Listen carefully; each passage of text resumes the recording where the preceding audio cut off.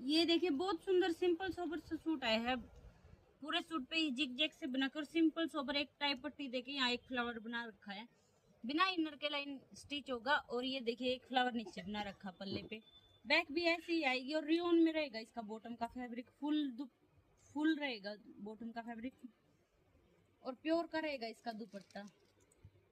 ये देखिए प्योर में दुपट्टा दे रखा है। दुपट्टे पे ये देखिए फ्लावर प्रिंट बना रखा है बीच में और साइड में ये डिजाइन बना रखा है कमीज वाला। और इसमें कलर देखो, एक ग्रीन कलर आया है,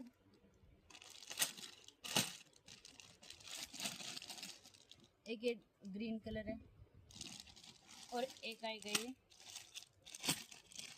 पिंक डार्क पिंक, एक आएगा ये कलर। जिसने भी चाहिए स्क्रीनशॉट लेके व्हाट्सएप नंबर पे सेंड कर देना। हमारा नंबर रहेगा 9350056135 पे। Thank you.